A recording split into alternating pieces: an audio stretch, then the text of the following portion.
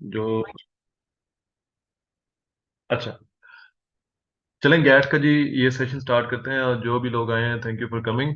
और basically GAT और HAT, मैं ऑलरेडी रिकॉर्डिंग कर रहा हूँ so it will be there. अच्छा जी, गैट या हैट या किसी तरह का भी एप्टीट्यूड टेस्ट जो है उसके बारे में ये सेशन है, जिसमें आमतौर पे इंग्लिश एनालिटिकल और आपका बेसिक मैथ्स जो है वो जज किया जाता है या फिर उसकी उसकी टेस्ट किया जाता है। तो आप में से किसी ने ऑलरेडी हैट दिया हो तो वो अपना स्कोर मेंशन कर दे। फिर हम स्टार्ट करते हैं आज का सेशन। कोई तकरीबन 1.5-2 घंटे का होगा जो लोग यहाँ पे हैं। अच्छा जी, स्क्रीन शेयर पे जाएं एंड हियर वी आर। आपको स्क्रीन नजर आ रही हो तो मुझे, ना नजर आ रही हो तो बता दें। आई गेस सारों को नजर आ रही होगी।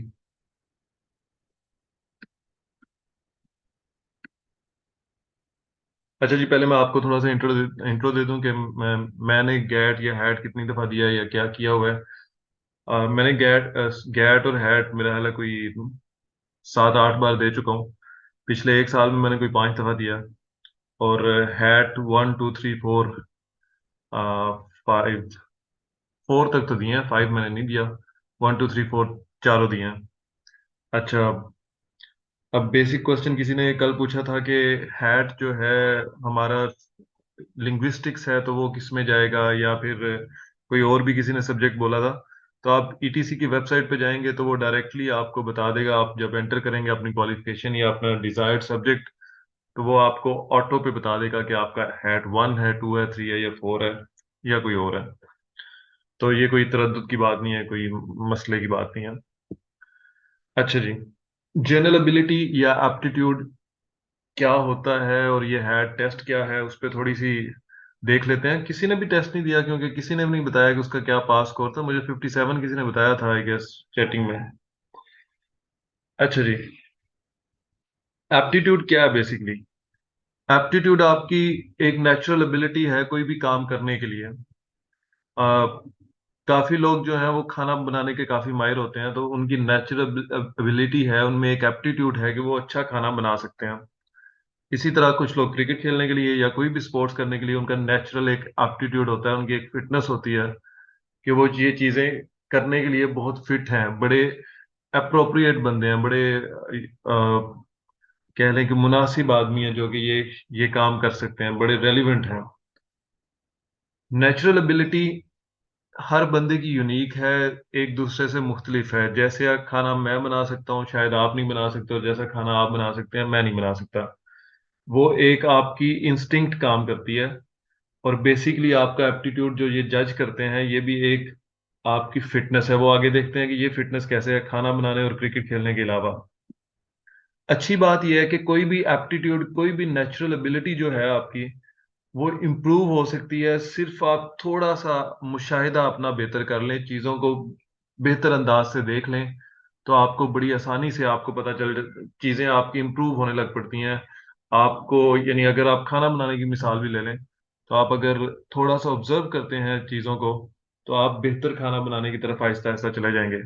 तो आखिरी पॉइंट वही है कि आप अपनी अप्रोच चेंज करेंगे। अप्रोच से मुराद है अपना मुशाहिदा जो है, अपनी ऑब्जर्वेशन जो है, उसको थोड़ा सा चेंज करेंगे।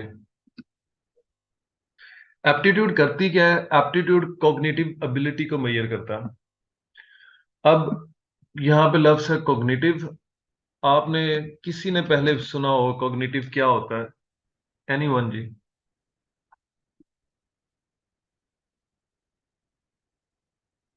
कॉग्निटिव किसे कहते हैं? कोई यहाँ पे कोई 7 8 10 लोग तो थे, किसी को तो पता होगा कॉग्निटिव क्या होता है।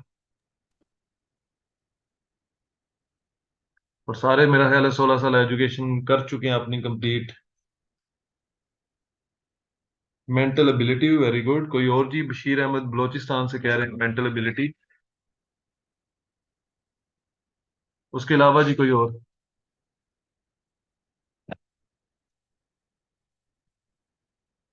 देखिए, मैंने आपको कहा था ये बड़ा थोड़ा इंटरेक्टिव सेशन होगा। कुछ बोलना है आपने, कुछ लिखना है। यहाँ पे आपने समझना नहीं कि आप रेडियो पे बैठे हुए हैं। What is mental ability, what is cognitive aptitude या cognitive ability?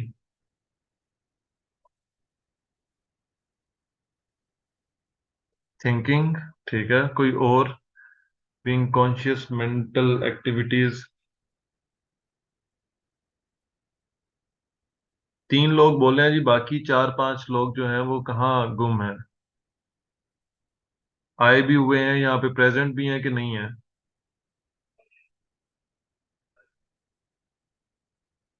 Cognitive ability basically आपकी किसी चीज को समझने की एबिलिटी होती है। जनरल मेंटल, ये इन्वॉल्विंग रीजनिंग, प्रॉब्लम सॉल्विंग, आपकी बेसिकली वो एबिलिटी है जो आपको किसी चीज को समझने में, कंप्रीहेंड करने में, अंडरस्टैंड करने में मदद देती है। तो कॉग्निटिव एबिलिटी उस एबिलिटी को कहते हैं। हैट में तीन तरह से ये जज की जाती है आपकी: अंग्रेजी को समझना और पढ़ना और उसको सॉल्व करना एक।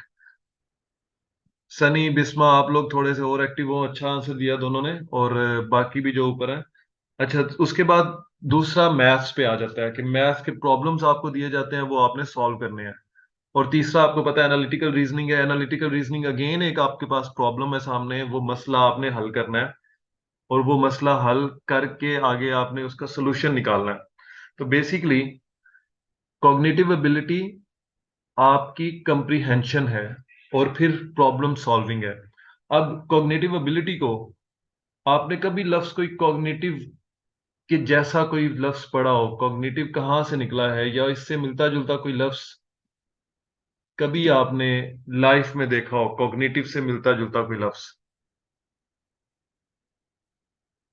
एनीवन जी, कॉग्निटिव के करीब करीब इसकी फैमिली का कोई लफ्ज हमने कभी अपनी लाइफ में कभी यूज किया हो?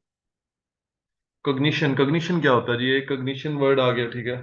या कॉग्निशन के करीब करीब करीब करीब कोई वर्ड और सोचें।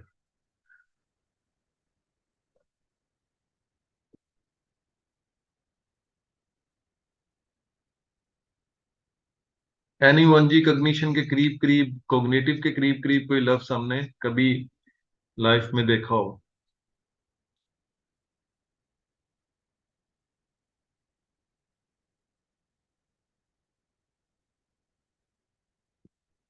अल्लाह के हुक्म से किसी ने नहीं देखा। कभी आपने ये लफ्ज, ये लफ्ज आपने कभी नहीं देखा जो मैंने अभी लिखा?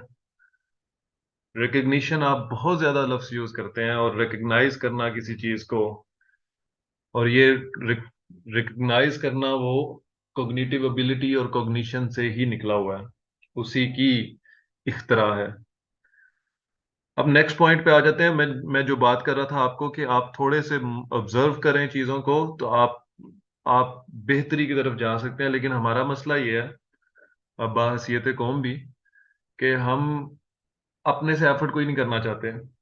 आप कमेंट्स में देखेंगे, मैंने देखे हैं कोई 35 के करीब कमेंट्स थे, लेकिन हिम्मत करके 9 बजे यहाँ पे पहुंचने में कुछ 6 लोग आए हैं, 7 आए हैं, ठीक है। वो भी अगेन ये कंटिन्यू करेंगे, मुझे पता है नेक्स्ट में आहिस्ता आहिस्ता हमारी जो है ना मेहनत करने की या खुद से काम करने की जो सलाहियत है वो कम होती जाएगी। तो पॉइंट है कि आप थोड़े से चीजों को ऑब्जर्व कर लें तो आपकी बड़े से ज्यादा मसले मसाइल हल हो सकते हैं, जिंदगी आपकी गुलजार हो सकती है। अब हैट बेसिकली है क्या, और हैट टेस्ट का फायदा क्या है? ये भी एक क्वेश्चन है कि जी हैट टेस्ट का फायदा क्या है। हैट आपको एडमिशंस, बेतहाशा जगह पे एडमिशंस देते हैं जी, ठीक है। उसके अलावा आपको यूनिवर्सिटीज के एडमिशंस के अलावा आपको बहुत ज्यादा स्कॉलरशिप्स जो हैं वो हैट टेस्ट के थ्रू जज की जाती हैं, यानी उसका जो क्राइटेरिया है वो हैट टेस्ट रखा जाता है। एक ओवरसीज स्कॉलरशिप स्कीम आती है, लास्ट टाइम 2021 में एडवर्टाइज हुई थी, अभी दोबारा नहीं आई, 2023 हो गया। और उसमें 26 के करीब ममालिक होते हैं और सारे बड़े टॉप ऑफ द नॉच होते हैं। आपका ऑस्ट्रेलिया, यूरोप के बेशतर countries, England, UK I mean, ये सारे कंट्रीज उसमें होते हैं। तो आमतौर पे अगर आप लोग बाहर जाने के ख्वाहिशमंद हैं स्कॉलरशिप पे, तो हैट एक बहुत आसान गेटवे है क्योंकि इसमें कोई इतना कोई हाई फाई टेस्ट नहीं है, और बहुत ज्यादा लोग अपनी काहली सुस्ती नाअहली की वजह से इसमें पीछे रह जाते हैं। तो आप लोगों के पास अच्छा खासा रूम है कि आप इसमें, वो अंग्रेजी में कहते हैं कि आप इसे एस कर लें, आप इसे फतह कर लें, तो आपके पास अच्छा खासा चांस है।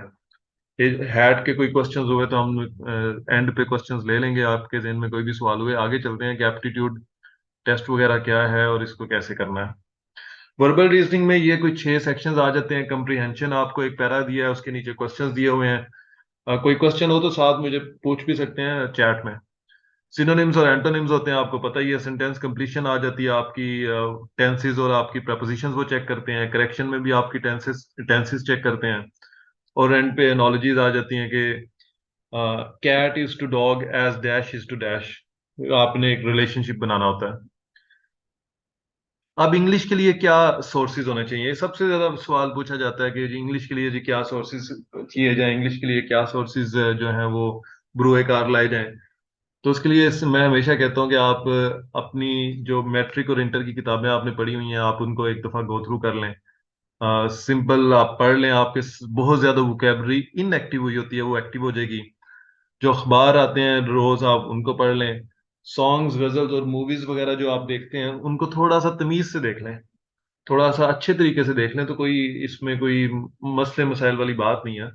टाइम तो आपका अगर तमीज से भी देखेंगे 2 घंटे लगेंगे मूवी पे, और अगर आप सरसरी तौर पे देखेंगे फिर भी 2 घंटे लगेंगे। तो थोड़ा सा उसे एजुकेशनल पर्सपेक्टिव से हर चीज को ले लें, तो मसले काफी हल हो सकते हैं। और डेली लाइफ में आपकी बहुत सी चीजें आती हैं, आप हमेशा देखते रहते हैं। डिमार्च आपने देखा, उसके अलावा अभी ये इंतखाबात जो हो रहे हैं, नहीं हो रहे या हो रहे हैं, इन आइदर केस वो भी आपके सामने है। तो आपके पास बड़ी ज्यादा वोकेबलरी ऐड होती है। हम आमतौर पे समझते हैं कि हम किताब उठाएंगे ही तो पढ़ सकेंगे, ऐसा हरगिज नहीं है। आप किताब उठाए बगैर भी पढ़ सकते हैं। और उसके अलावा अगर कन्वेंशनल सोर्सेज की बात करें तो GRE सैट की बुक जो है वो बड़ी अच्छी है। थोड़ी सी हाई लेवल पे है। डॉगर्स वालों की किताब यहाँ पे होगी, आपको मिल जाएगी, बड़े आपको बेतहाशा चीजें मिल जाएंगी। इवन मैंने अपनी जो पोस्ट है उसमें डिटेल्ड आपको पेजेस भी बताए हुए हैं कि इस पेज पे ये चीजें हैं, आप वो चीजें ले रहे हैं। तो आप अगर चाहें तो आप एग्जैक्टली उन चीजों को एज इट इज कॉपी कर सकते हैं, और उन उन लिंक्स पे जा सकते हैं। अगर आपको PDF चाहिए उसके प्रिंट निकाल लें, और कोशिश करें प्रिंट से पढ़ें, हार्ड कॉपी में पढ़ें, वो चीजें आपके जहन में स्टे करती हैं। अच्छा जी, नेक्स्ट हमारे पास इसकी आगे मैंने कुछ मिसालें दी हैं कि अगर आपने सॉन्ग्स गजल मूवीज या यूट्यूब पे कोई चीज देखी है, कुरान पाक की तिलावत आप सुन रहे हैं अंग्रेजी के तर्जुमे के साथ, उसमें मैं आपको बता देता हूँ। ये जैसे यहाँ पे लिखा हुआ है, ये सूरह रहमान से इक्तबास है ये वाली आयत के, एंड टॉट हिम एलोक्वेंस, बयान, हुस्ने बयान बेसिकली, कि कोई अच्छे तरीके से किसी चीज को बयान करे वो एलोक्वेंट होता है, वो बंदा एलोक्वेंट होता है, वो चीज एलोक्वेंस होती है। हाँ इंशाल्लाह। वेरी गुड जी। ये कौन है हमारे साथ इस वक्त लाइन पे, रियल मी? अच्छा। अच्छा, नेक्स्ट आप देखें, अ, यहाँ पे यस्जुदान, प्रोस्ट्रेट, सजदा करना। हम आमतौर पे नी बो डाउन कहेंगे या नील बिफोर कहेंगे, लेकिन prostate is a very high frequency word. इसी तरह आगे तेजी से ज्यादा देखते जाते हैं, टाइम बचेगा। अच्छा जी, यहाँ पे है एलिवेटेड, एक अच्छा लफ्ज है। पैरिश, आप आमतौर पे फना होने वाली चीज को कहेंगे कि will die soon, will disappear, लेकिन perish is a good word. Reclining, यहाँ पे तकिया किए हुए होना, तो रिक्लाइन करना। उसके अलावा ये दश्ते तन्हाई एक बड़ा मशहूर गजल है फैज अहमद फैज की। तो दश्ते तन्हाई में आप देख सकते हैं कि हम आमतौर पे सॉलिट्यूड की बजाय लोनलीनेस लिखेंगे तन्हाई को। तो solitude is high frequency word. Quiver यहाँ पे है, लर्जा है। तेरे होंठों के शराब, the mirage of your lips, mirage again a high frequency word. Dawn of adieu, शब सुबह फिराक, जुदाई का वक्त, though it is still the dawn of adieu. उसके बाद the dark and savage enchantment of countless centuries, अनगिनत सदियों के तारीक बहिमाना तलिस्म। ये गजल आपने शायद आप में से काफी लोगों ने सुनी होगी। थोड़ा सा एजुकेशनल पॉइंट ऑफ व्यू से भी सुन लें, सीसी ऑन करके, यानी कैप्शंस ऑन करके, यहाँ सब टाइटल्स, और उसको सुनने के साथ साथ एक दफा पढ़ लें, आपके काफी ज्यादा आपके अल्फाज ऐड होंगे आपकी वोकेबलरी में, और ये परमानेंट जरा ऐड होंगे।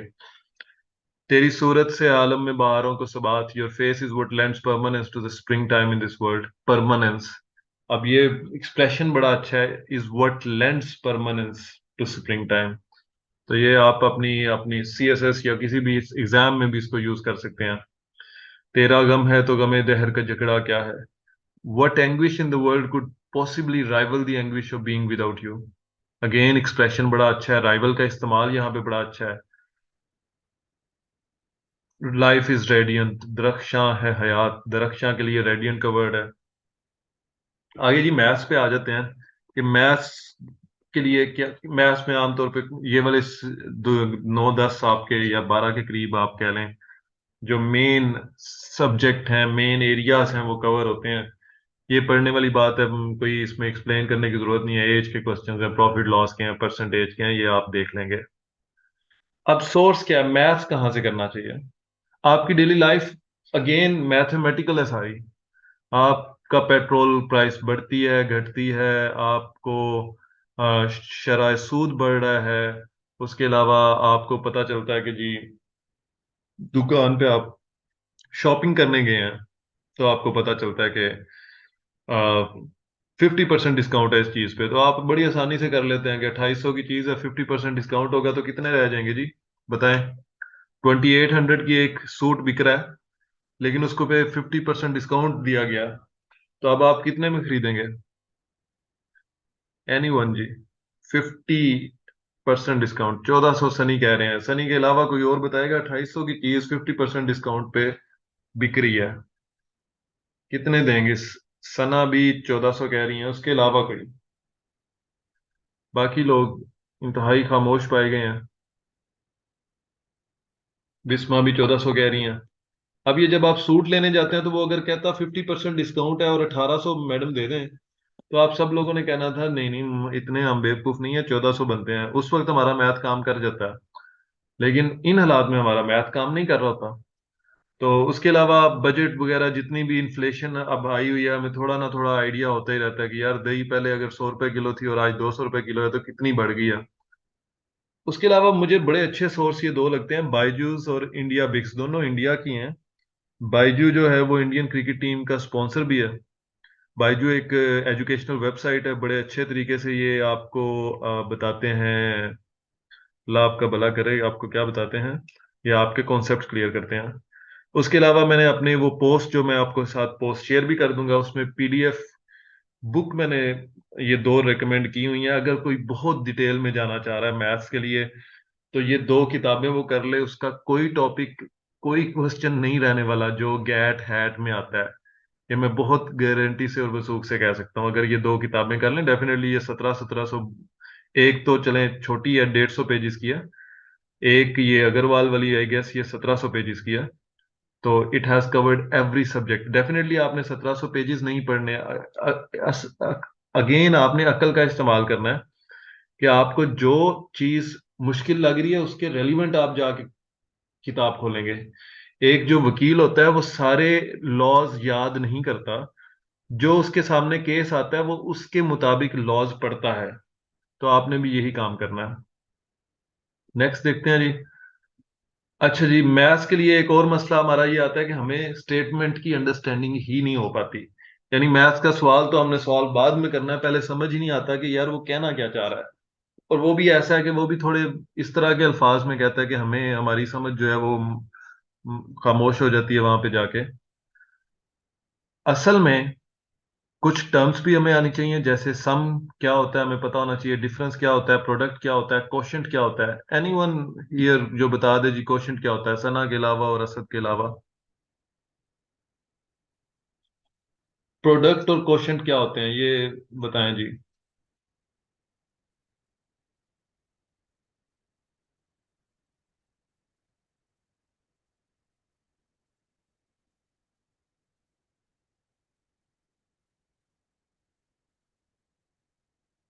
किसी को नहीं पता प्रोडक्ट क्या होता है यहाँ पे, सारे 16 साल एजुकेशन कर चुके हैं, 20 साल से बड़े हैं सारे कम से कम, और किसी को पता नहीं है कि क्वोशंट क्या होता है, प्रोडक्ट क्या होता है।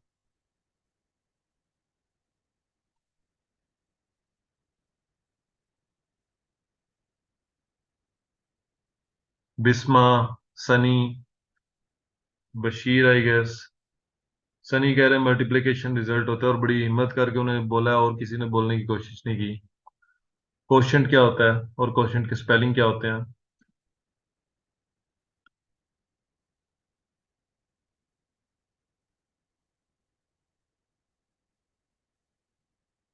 देख लें, अब ये सूरत हाल है कि यहाँ पे कोई आर्ट्स के quotient is a quantity produced by the division of two numbers, ठीक है, वेरी गुड। और division result is quotient, very good. ठीक है जी, बिस्मा और सनी ने ही ठेका लिया हुआ है, बाकी सब ने बिल्कुल नहीं बोलना। सना और उनको तो सनी, सॉरी, हाँ, सना और असद को तो मैंने खामोश कराया था। चलें जी, अब यहाँ पे कुछ स्टेटमेंट्स दी हुई हैं। The quotient of two numbers is 5 and their sum is 30, what are the numbers? A number is doubled and 9 is added to it, if the result is tripled it becomes 75, what is the number? अब ये कुछ statements हैं यहाँ पे, और आमतौर पे क्या होता है, हम लोगों से ये सॉल्व नहीं हो पाती हैं, और उसकी वजह क्या होती है? उसकी वजह ये है कि हमें वो स्टेटमेंट समझ ही नहीं आती अक्सर। ये बहुत स्ट्रेट फॉरवर्ड स्टेटमेंट्स हैं, ये भी अक्सर लोगों को नहीं समझ आएंगी, लेकिन वहां पे थोड़ी सी मुश्किल भी आने के चांसेस काफी होते हैं। अच्छा जी, नेक्स्ट ये एज के कुछ क्वेश्चंस हैं, इनको भी जाने देते हैं इसी तरह। इनमें से कुछ सॉल्व करेंगे वापस आके। आगे एक चीज है आखिरी, वो है एनालिटिकल रीजनिंग और लॉजिकल रीजनिंग। एनालिटिकल रीजनिंग और लॉजिकल रीजनिंग जो है, एनालिटिकल तो स्ट्रेट फॉरवर्ड है, आपको एक मसला दिया जाएगा जिसमें सिचुएशन दी जाएगी, जिसको आपने सॉर्ट आउट करना है। आप ट्रिप पे जा रहे हैं, 4 लोगों को लेके जा सकते हैं, टोटल 8 लोग हैं। उनमें से आपके पास कंडीशंस दी गई होंगी कि अगर फलां जाएगा तो फलां नहीं जाएगा, अगर ये जाएगा तो वो जाएगा। तो आपने एक ट्रिप जो है वो कामयाब करना है। अब ये तीनों चीजें जो मैंने अभी तक आपको बताई हैं, इंग्लिश, मैथ्स और आपका एनालिटिकल, ये वो सारी चीजें हैं जो आपकी डेली लाइफ में होती हैं। एनालिटिकल भी आपकी डेली लाइफ में होता है। बड़ी बहुत दफा आपने जब गैदरिंग करनी होती है अपनी, अफ्तारी पे किसी को बुलाना है, तो आप पहले ये सोचते हो कि हमारे घर में कितने लोग बैठ सकते हैं, 15 लोग बैठ सकते हैं तकरीबन, इतने लोगों के करीब हमने ना 15-20 के करीब लोगों को दावत देनी है। फिर आप सोचने लग पड़ते हो कि आपने किस किस को दावत देना है। वो तो दो आपस में लड़े हुए हैं घर, तो उनको इकट्ठे नहीं बुला सकते, इस दफा इसको बुला लेते हैं, अगली इफ्तारी पे दूसरे को बुला लेंगे। तो आपके पास इस तरह की चीजें आती हैं और आप उन्हें सॉल्व करते हो। मैथ्स की बात करें तो आप कितनी दफा कुर्बानी जो है उस पे 7 हिस्से करके, बड़ी कुर्बानी जो होती है आप 7 हिस्से करते हैं, और आपको पता होता है कि किसके पास किसने कितने पैसे देने हैं एक हिस्से के। उसके अलावा आपने ये भी देखना होता है कि जायदाद की अगर तकसीम है, लेट सपोज, उसमें भी आपको पता होता है कि एक हिस्सा किसका आ रहा है और 2 हिस्से किसके आ रहे हैं। शॉपिंग, अगेन मिसाल दी थी, शॉपिंग का आपको बड़े अच्छे तरीके से पता होता है। तो ये सारी चीजें जो हैं आप डेली लाइफ में कर रहे होते हैं, लेकिन उसके बावजूद जब मैथमेटिक्स में वो क्वेश्चन, सॉरी, पेपर में वो क्वेश्चन आते हैं, तो आपके लिए मुश्किल हो जाती है। उसकी वजह क्या है? क्योंकि कंसंट्रेशन, हम लोगों का एक एजुकेशन सिस्टम ऐसा है कि हम लोगों को समझाया नहीं गया कि हमने किताबों के बाहर भी तालीम रखी हुई है।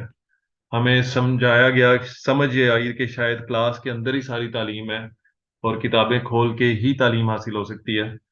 तरबियत भी ना हो सकी, तालीम भी ना मिल सकी। तो ये कुछ मसाइल हैं जो लेके हम चल रहे हैं। मैथ्स के क्वेश्चन हम एक आधा करेंगे जरूर अभी, और कोशिश करेंगे एनालिटिकल को भी टच कर लें, एनालिटिकल के लिए अच्छा। दूसरा इसका पार्ट है लॉजिकल रीजनिंग। लॉजिकल रीजनिंग में एक स्टेटमेंट दी है, उसके नीचे आपको उससे कंक्लूड क्या हो रहा है, या एज्यूम क्या हो रहा है, या सपोज क्या किया जा सकता है, वो एक एक पैराग्राफ है, उसके नीचे 4-5 ऑप्शंस दी होंगी। अच्छा, यहाँ तक अगर कोई क्वेश्चन हो तो आप मीन वाइज साथ पूछ सकते हैं। एनालिटिकल कहाँ से करना चाहिए? बाकी के सोर्सेज मैंने बता दिया एनालिटिकल का। सोर्स मेरे पास सबसे अच्छा जो मैंने 2012 में मुझे मिला था और आज तक मैं वही यूज कर रहा हूँ, और इट हैज नेवर डिसअपॉइंटेड मी। आमतौर पे क्वेश्चंस भी उसमें से कॉपी होते हैं। वो सोर्स सबसे बेहतर जो है वो है आपका एक पीडीएफ जो कि मैं शेयर किया हुआ है ऑलरेडी मैंने अपने वो हैट प्रिपरेशन वाले पेज पे। आप उधर से कॉपी कर सकते हैं।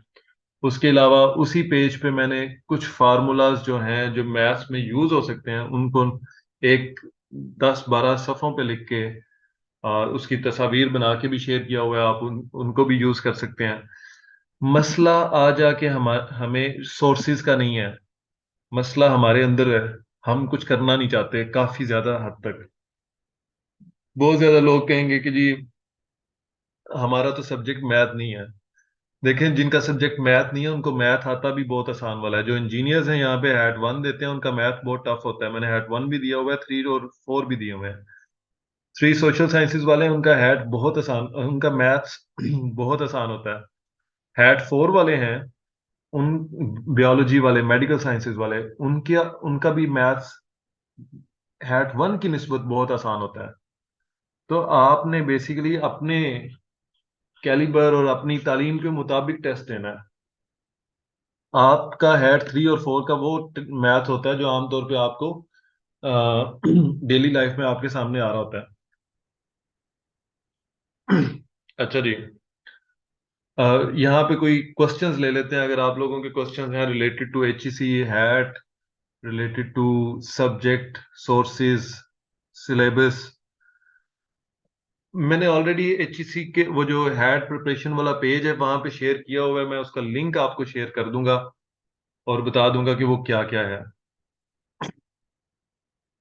थोड़ा सा उसके अलावा कोई क्वेश्चन आप पूछ सकते हैं। सेकंड, यहाँ पे I show you my result card जो मेरे इस दफा के थे, लास्ट 2 टाइम्स के।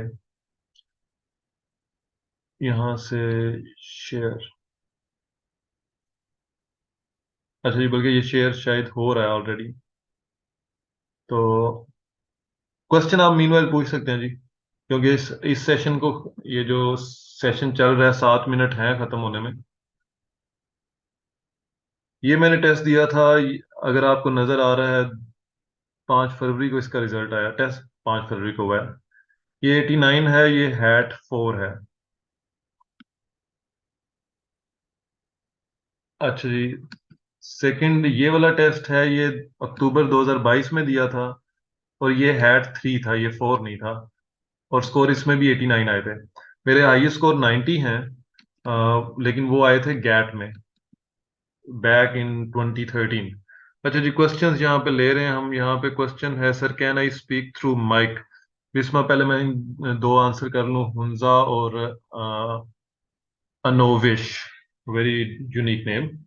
अच्छा जी, sir I want to know how many days are enough for had test preparation to secure 80 plus marks entirely. अच्छा, ये टोटल डिपेंड करता है आपके अपने ऊपर, आप इस वक्त कहाँ पे खड़े हैं।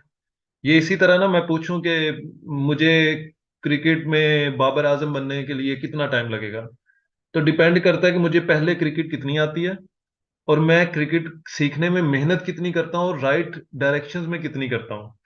फर्ज करें मैं क्रिकेट सीखने के लिए 150 दिन मुसलसल 5 माह मैं रनिंग करता हूँ और सिर्फ रनिंग करता हूँ, तो क्या आपको लगता है मुझे क्रिकेट आ जाएगी? मेन बात है कि क्या आप जो रिक्वायरमेंट है वो करेंगे कि नहीं करेंगे। आप 150 दिन भागते रहेंगे, आपको क्रिकेट नहीं आएगी। खाना पकाने के लिए मैं 150 दिन तक चावल को भिगो के रखता रहूं सुबह शाम, तो मुझे चावल पकाने नहीं आएंगे, भिगोने जरूर आ जाएंगे। तो आप पे डिपेंड करता है कि आप कहाँ पे इस वक्त खड़ी हैं, और इसके अलावा आपने मेहनत कितनी करनी है और कितनी राइट डायरेक्शन में करनी है। तो ये तीन चीजों पे डिपेंड करता है। अगर ये तीनों चीजें बेहतर हों तो मेरा ख्याल है 30 से 35 दिन काफी होते हैं, अगर डायरेक्शन के साथ काम किया जाए। सर वर्बल रीजनिंग कहाँ से कर सकते हैं, स्पेशली एनोलॉजी वाला पार्ट। एनोलॉजी वाले के लिए भी मैंने वो लिंक शेयर किया हुआ है, उसके अंदर मैंने एग्जैक्ट सफ़े बताए हुए हैं कि ये जो पीडीएफ है ये 700 पेजेस का है, लेकिन आपने इसमें पेज नंबर 30 से लेके 45 तक करना है। कुछ ऐसा मैंने डिटेल में पढ़ के समझ के लिखा हुआ है उसमें उसमें से। आमतौर पे मैंने कभी सोर्सेज कंसल्ट नहीं किए, उसकी वजह अगेन है मेरी ऑब्जर्वेशन। थोड़ी सी बचपन से चीजों को देखा हुआ है, परखा हुआ है। लेकिन अगर आप तैयारी करना चाहें तो वो सोर्सेज आपके पास मौजूद हैं। और माइक में अब आप बोल सकती हैं बिस्मा। अस्सलाम वालेकुम सर। वालेकुम सलाम। सर मेरा क्वेश्चन था कि ईटीसी की स्कॉलरशिप पाकिस्तान यूनिवर्सिटीज़ के लिए भी वैलिड है, और मतलब कि अब अगर हम हेड देते हैं तो इसकी, अगर मैं एमफिल करूँ तो इसकी एप्लीकेबल होगी मेरे एमफिल की, मतलब मुझे स्टाइपेंड मिलेगा? डिपेंड करता है कि एचईसी की एक स्कॉलरशिप होती है, एमफिल का तो नहीं पता, पीएचडी पे होती है। शायद वो एमफिल लीडिंग टू पीएचडी के लिए भी होती है। वो इंडिजिनस प्रोग्राम होता है उनका। आप उसमें अप्लाई करें एचईसी के थ्रू, इंडिजिनस स्कॉलरशिप सर्च कर लीजिएगा तो उसमें आपको स्कॉलरशिप मिलती है, और आपका पीएचडी तक का खर्चा जो है वो बर्दाश्त करते हैं। तो इस तरह की कुछ स्कॉलरशिप्स हैं सही, जो लोकल लेवल पे भी आपको हेल्प आउट करती हैं। एचईसी का जो स्कॉलरशिप का पेज है वो इस पे मजीद गाइड कर देगा आपको। कोई और भी माइक ओपन करके करना चाह रहा है तो क्वेश्चन कर सकता है या कर सकती है।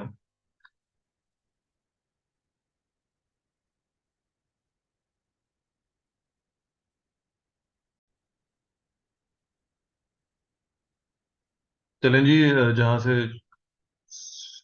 इख्तिताम, जहाँ पे एक स्टॉप आया था दरमियान में, उससे कंटिन्यू करते हैं। क्वेश्चंस हम ले रहे थे तो मजीद किसी का क्वेश्चन है, बल्कि एक सेकंड वेट कर लेते हैं, दो दो तीन लोग और ऐड हो लें। मीनवाइल आप लोग जो आ चुके हैं, यू कैन आस्क क्वेश्चंस। आप माइक ऑन कर लें या माइक लिख के आप क्वेश्चन कर लें।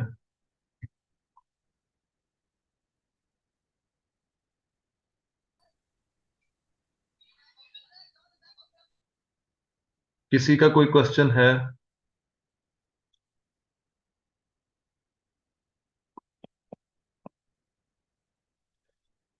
अनोविश, बिस्मा, हुंजा, सफा, सनी।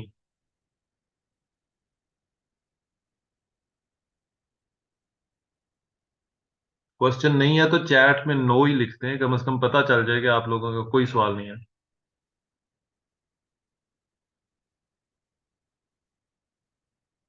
ठीक है जी।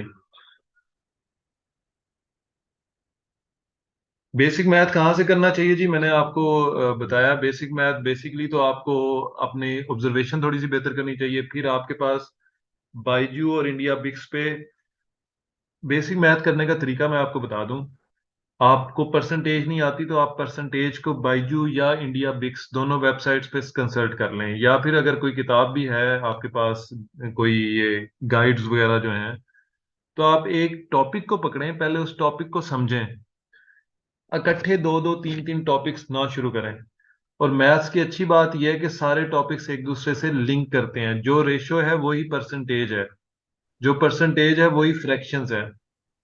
तो आपने बेसिकली एक एक टॉपिक को अलहदा से और अच्छे तरीके से करना है। जब आप परसेंटेज कर लेंगे, आपकी रेशो भी उससे मिलती जुलती चीज होगी। आपकी प्रॉफिट लॉस वही चीज है। आपका वर्क और टाइम जो है वो भी उससे ही रिलेट करता है अल्टीमेटली। तो कहीं ना कहीं चीजें लिंक करती हैं, सारी चीजें नंबर्स पे बेस कर रही होती हैं। उसके अलावा भी अगर आप करना चाहें तो वो मैंने आपको सोर्सेज अग्रवाल और वो फास्ट ट्रैक ऑब्जेक्टिव वाली पीडीएफ पढ़ी है। आप उसको अगर डेप्थ में जाना चाह रहे हैं तो वो बहुत अच्छे रिसोर्सेज हैं। Next question ji.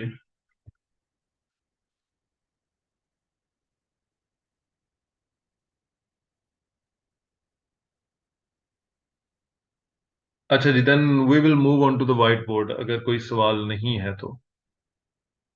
Sir, I am a job holder, I want to do MPhil but I want to give this test but after full preparation. Sir send कर दीजिएगा ग्रुप में, ओके। जॉब होल्डर हैं और ये MPhil करना चाह रही हैं, और लेकिन बहुत ज्यादा प्रिपरेशन करके टेस्ट देना चाह रही हैं। तो स्टेप बाय स्टेप, एक तो मुझे नहीं पता नोविश आपका अपना इस वक्त लेवल मैथ्स में, इंग्लिश में, इन चीजों में किस पॉइंट पे आप खड़ी हैं। तो ये आपको बेहतर पता है। दूसरी बात ये है कि फुल प्रिपरेशन जो है वो कभी भी नहीं होती। फुल प्रिपरेशन से मुराद आपकी क्या है कि आपको सारी इंग्लिश के अल्फाज आ जाएं, ऐसा नहीं होगा। आप बेहतर से बेहतर जरूर कर सकती हैं। मैथ्स और इंग्लिश में अगर आप पहले ही बेहतर हैं, एनालिटिकल भी अंग्रेजी का ही मिलता जुलता एक कॉन्सेप्ट है, तो आपको ज्यादा मेहनत नहीं करनी पड़ेगी। थोड़ी सी अपनी एक आधा टेस्ट दे दें आप, मेरा ख्याल है टेस्ट के तौर पे, टेस्ट केस के तौर पे, और उसके बाद आपको आइडिया हो जाएगा कि आप स्टैंड कहाँ पे कर रही हैं और कौन सा एरिया आपका वीक है। अच्छा जी। मैं आपको अभी अपने तरीका बता देता हूँ कि मैं टेस्ट को कैसे अटेम्प्ट करता हूँ। और उसके अलावा मैं जो हूँ, तैयारी तैयारी तो नॉर्मली जो आपकी बचपन से हो चुकी है वो है, उसके अलावा आपने उसको फाइन ट्यूनिंग करनी है।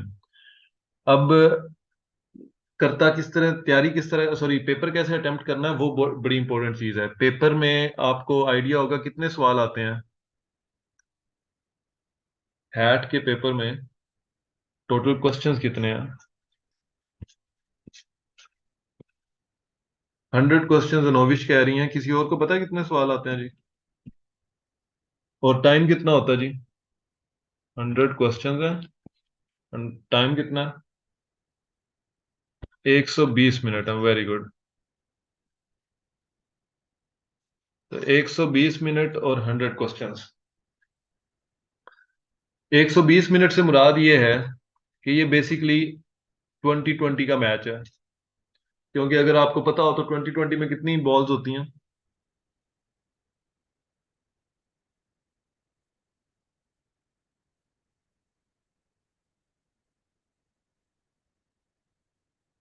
2020 में कितनी बॉल्स होती हैं जी?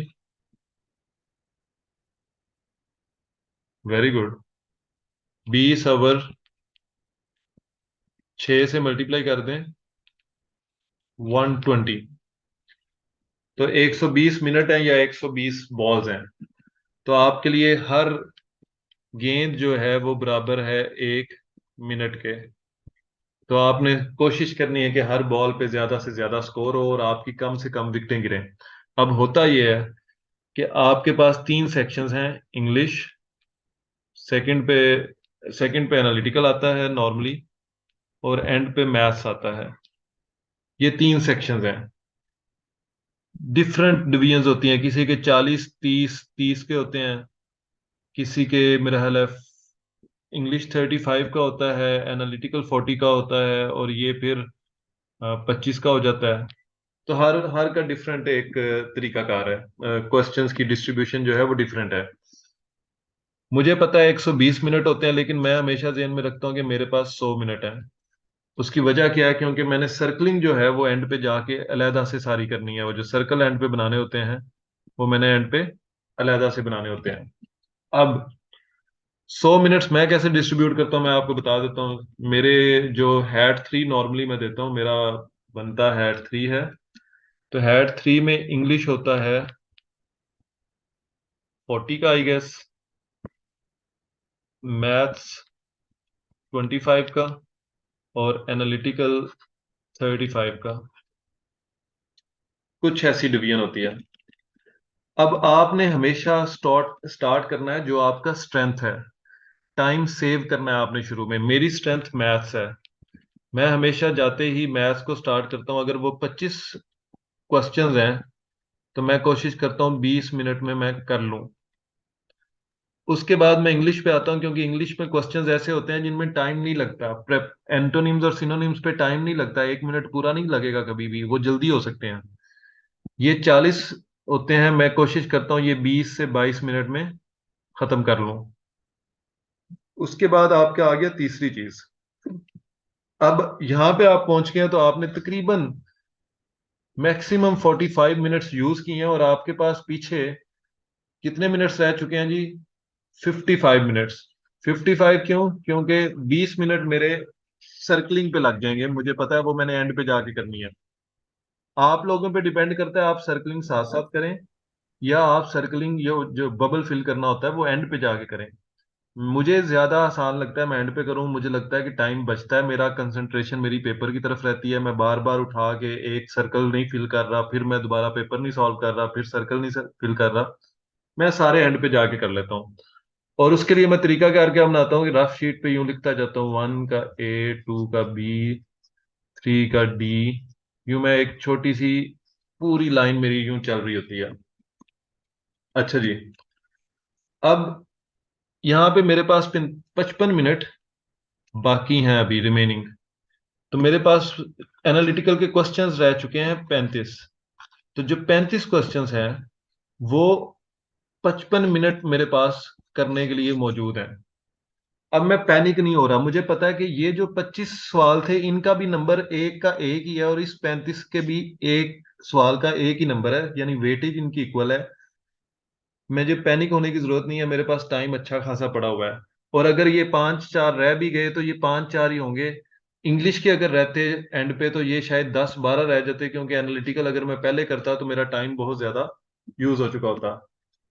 ये यहाँ पे जाके 100 मिनट तकरीबन मेरे कंज्यूम हो जाते हैं। एंड पे अक्सर मैं 2-4 सवालों में मैं तेजी भी करनी पड़ती है, क्योंकि मैं दरमियान में स्लो भी हो जाऊंगा। आखिरी 20 मिनट में सर्कलिंग के लिए छोड़ता हूँ, जो कि आमतौर पे 10 मिनट में हो जाती है, 10 से 12 मिनट में। पीछे रह जाते हैं 5 मिनट या 8 मिनट कह लें। अब वो लास्ट 8 मिनट कैसे, उसका मैं यूज क्या करता हूँ।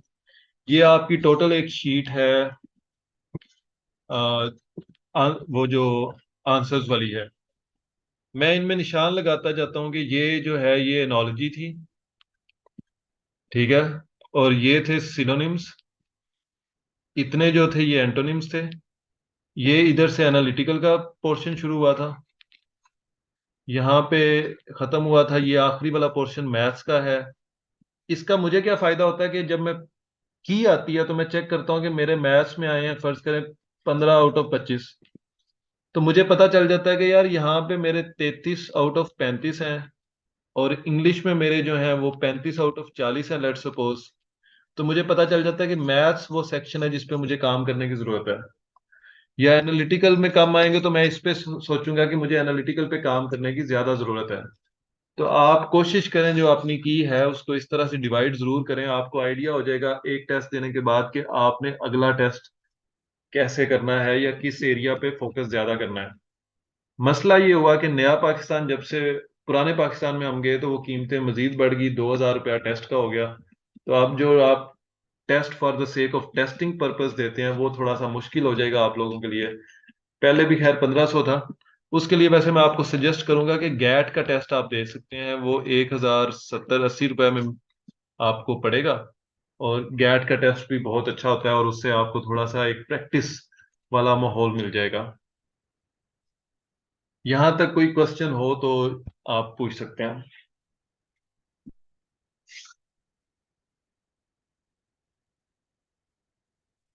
एनी वन जी, एनी क्वेश्चंस?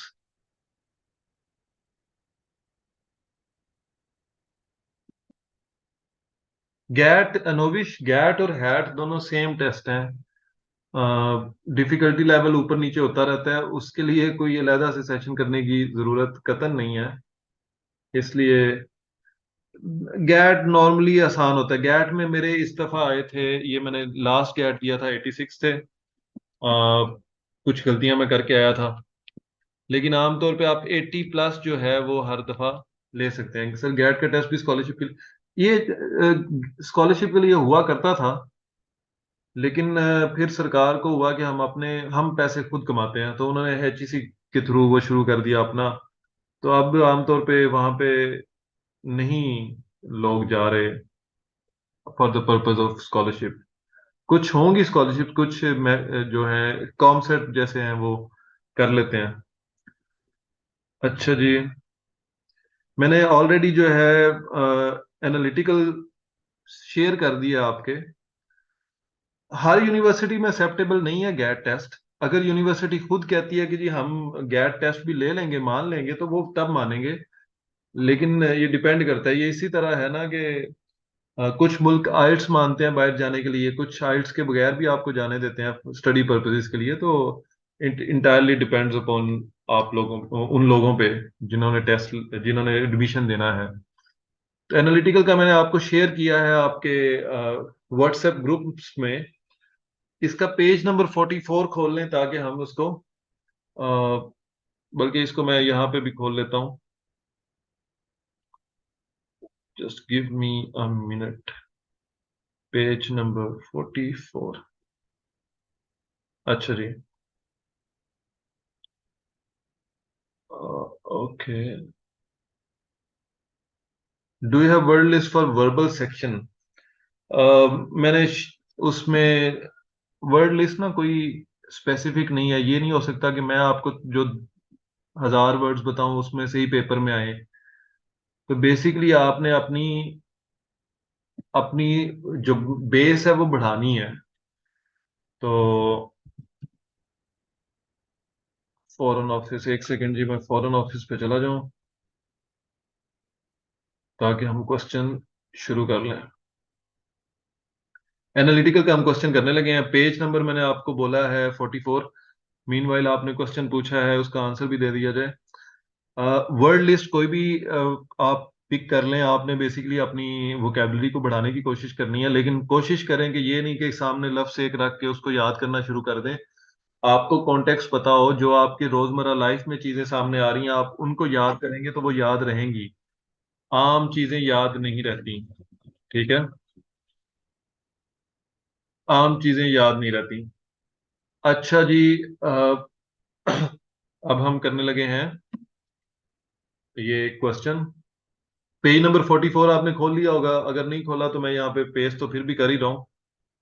एनालिटिकल को हम देखने लगे हैं एक क्वेश्चन, ताकि आपको आइडिया हो जाए कि एनालिटिकल, आमतौर पे एनालिटिकल में टाइम सबसे ज्यादा लगता है। ये एक क्वेश्चन है। ये क्वेश्चन जनाब, और यहाँ पे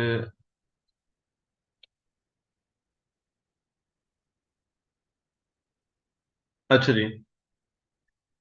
आमतौर पे क्या होगा, इस तरह के क्वेश्चंस आएंगे और होगा क्या, क्या आपको ये एक जनरल इंफॉर्मेशन दी होगी इस तरह, उसके नीचे ये 3 4 रूल्स दिए होंगे, और उसके नीचे ये क्वेश्चंस दिए होंगे जो आपने सॉल्व करने होंगे। आपको व्हाइट बोर्ड नजर आ रहा तो मुझे बता दें, ये ना हो मैं बोलता जाऊं और अल्टीमेटली पता चले व्हाइट बोर्ड नजर ही नहीं आ रहा। तो ये कुछ तरीकाकार होगी, ये सिचुएशन होगी। ये सिचुएशन, ठीक है जी। ये रूल्स होंगे और ये एंड पे आपके लिए क्वेश्चंस होंगे। तो आप अब आपने सामने अगर आप देखें तो जो इस वक्त एक स्टेटमेंट वगैरह लंबी सी पैराग्राफ लिखे हुए हैं, उसमें ये वाला हिस्सा सिचुएशन है और ये नीचे रूल्स दिए हुए हैं। अब हम पढ़ लेते हैं situation. Situation: in order to gain full course credit for his tour of a foreign city, Zishan must visit exactly 7 places of interest. A foreign office, a hill, river, ये जो भी चीजें लिखी हुई हैं ये आप पढ़ लें। क्लब, थिएटर, मॉस्क, ठीक है जी। 7 जगह फिरनी है उसने। Any tour plan that Zishan devises will allow him to keep to his timetable is thus acceptable, except that he must plan his tour to conform with the following conditions। यानी कि जो मर्जी वो कर ले। ये माइक अपना of कर ले जिसने भी ऑन किया। अच्छा जी। एक्सेप्टेबल होगा कोई भी, लेकिन ये कंडीशन जो नीचे उसने कहा ना, इसको फॉलो करना उसने कहा जी बहुत जरूरी है। इसके बगैर नहीं काम चल सकता। ठीक है। अब सिचुएशन आ गई। सिचुएशन के फौरन बाद क्या आ गया? सिचुएशन के फौरन बाद आपका,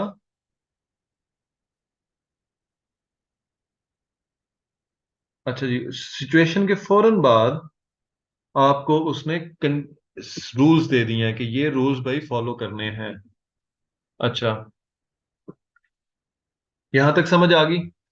अब अगर आप गौर करें, हम इसको दोबारा यहाँ पे लिख लेते हैं, और अगर आप गौर करें तो जितनी चीजें उसने बोली हैं उसमें काम की चीज क्या थी? जो अभी तक हमने पढ़ा उसमें काम की चीज थी, उसमें काम की चीज थी जनाब इतनी। इसके अलावा कोई काम की चीज नहीं है। जिशान की जगह अकबर होता हमें कोई फर्क नहीं पड़ता, हमें मेन मसला है कि ये क्या चीजें हैं। अब बेसिकली आपने करनी है कोडिंग। कोडिंग क्यों करनी है? क्योंकि आपने अपना टाइम बचाना है और चीजों को समझने की कोशिश भी करनी है। कोडिंग क्या होती है, कोई मुझे बता दे, कोडिंग किसे कहते हैं? आसान भाषा में, जैसे कहा था आमिर खान ने 3 अहमक मूवी में,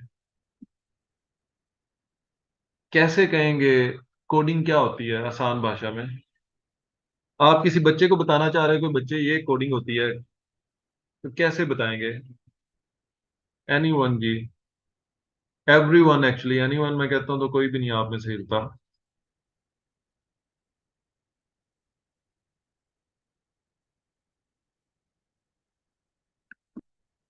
in short words represented by symbol, very good Soha. To make things simple and limited, very good. Classification, आप बड़ी चीजों को छोटी चीजों में कन्वर्ट करते हैं और एक एक फॉर्मूला बना लेते हैं या फिर एक सिंबल यूज करते हैं उस बड़ी चीज को शो करने के लिए।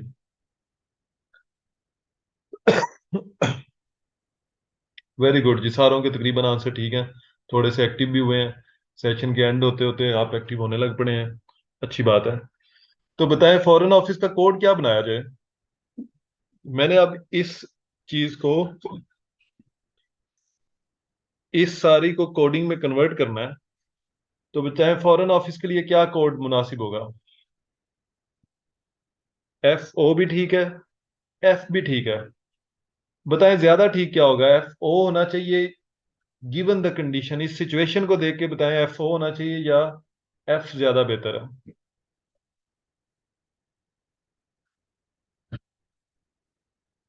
सनी कह रहे हैं जी अब वोटिंग इस पे चल रही है हमारी, एफ ओ। शर्मीन कह रही हैं 2 लोग वोट कर रहे हैं एफ को, 3 एफ के वोट आ गए हैं। एफ ओ के कितने वोट हैं? एफ ओ के एक तो आ गया हमजा का, शर्मीन का भी है, 2 हो गए। जल्दी सोचें, कम ऑन टाइम नहीं है। चलें, मेरा ख्याल है जिन्होंने एफ ओ पहले कहा, सोहा ने यहाँ पे बड़ी अच्छी बात की है कि कोई और लफ्ज चूंकि एफ से नहीं स्टार्ट हो रहा, इसलिए एफ ओ करने की जरूरत नहीं है, और बड़ी पते की बात है। फॉरेन ऑफिस के साथ फॉरेन कॉलेज होता तो फिर आप एफ ओ और एफ सी कर देते, लेकिन यहाँ पे एक ही बंदा है, तो आप एफ रहने दें, कोई मसला ही नहीं है, आपको तो याद ही रहेगा फॉरेन ऑफिस है। कोड क्या होता है? कोड जितना सिंप्लीफाई होगा उतनी अच्छी बात है। अगर ये कोड मैं फॉरेन ऑफिस लिखूं या एफ ओ लिखूं, आप कौन सा प्रेफर करेंगे? F O. जितना शॉर्ट होगा उतना अच्छा है।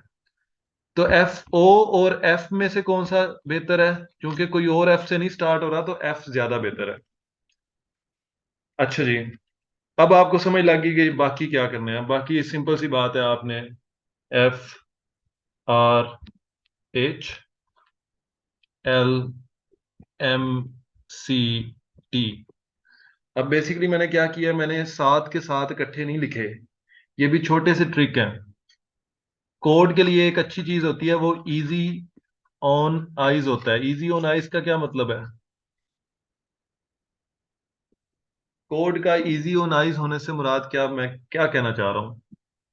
ये अगेन, ये आपकी कॉग्निटिव एबिलिटी, आप ये लफ्जों को समझ रहे हैं या समझने की कोशिश कर रहे हैं, तो इजी ऑन आइज का क्या मतलब होगा? आंखों पे आसान।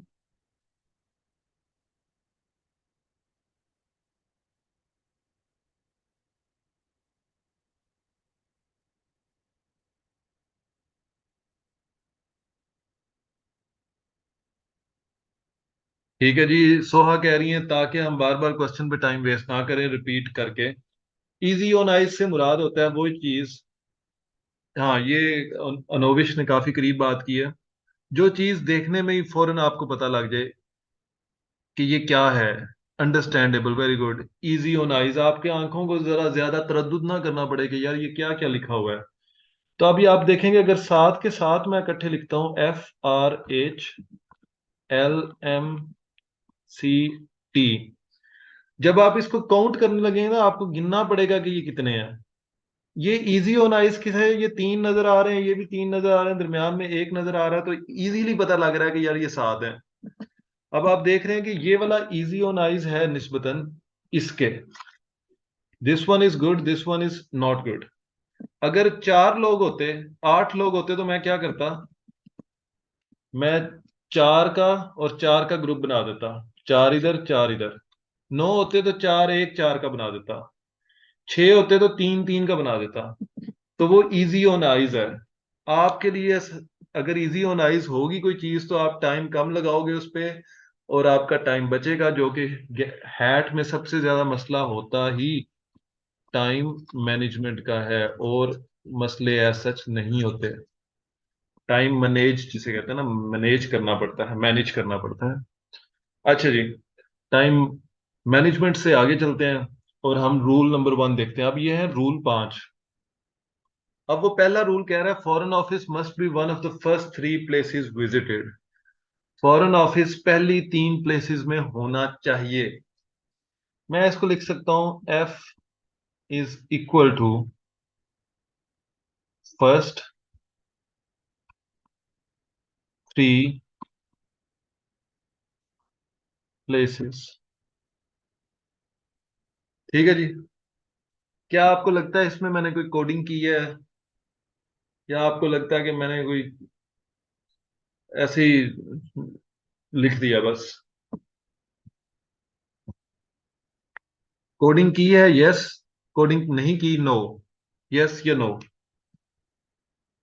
नो, शर्मीन कह रही है बिल्कुल नहीं किया आपने।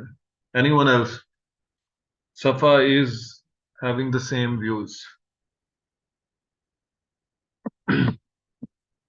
ठीक है जी, 2 बंदों ने क्या, तीसरे ने भी यही कह दिया। वापिस चलते हैं फिर, हम इसको टाइपिंग की शक्ल में लिखते हैं ताकि थोड़ा सा सफा बच जाए। आर सॉरी RH, और उसके बाद गैप दे दें, और उसके बाद कौन है जी, लाइब्रेरी, और उसके बाद गैप दे दें, और MCT। ठीक है जी। अब उसके बाद रूल नंबर 1 जो था वो है कि F is equal to first 3 places. आप लोग कह रहे हैं ये कोई कोडिंग नहीं है, ये पसंद नहीं आई आपको। चलें हम दोबारा ट्राई करते हैं। क्या लिखना चाहिए? F is equal to first 3 places. आप बताएं, आप कुछ कोडिंग की है मैंने?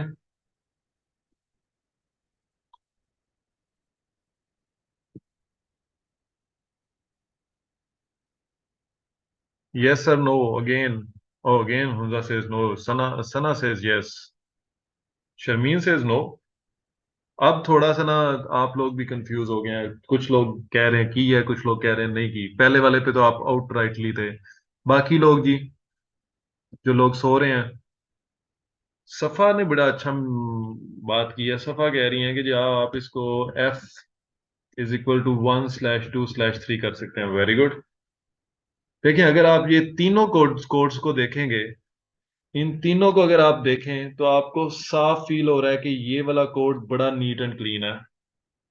ये तो कोडिंग थी नहीं, ये तो मैंने एज इट इज लिख दिया। अब वो कह रहे हैं जी F greater than 3 नहीं, F smaller than 3 होगा मेरा ख्याल है। लेकिन अगर आपको इस तरह वो ये वाले सिंबल्स समझ लग जाते हैं, तो आप इस तरह कर लें, कोई मसला नहीं है। अब ये वाला जो कोड है, it is very easy on eyes. ठीक है जी। तो हमने इस फैसला कर लिया कि ये जो आखिरी वाला था ये अच्छा है, और हम स्टिक करेंगे विद दिस वन। चलें जी, ठीक है।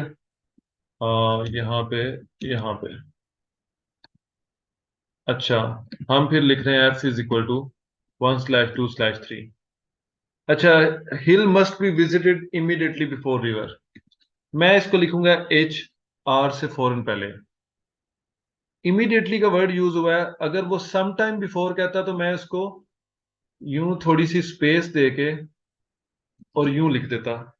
सम टाइम बिफोर अगर कहता कि किसी टाइम भी पहले आ जाए, इमीडिएटली बिफोर का मतलब ये है कि वो साथ साथ आएंगे।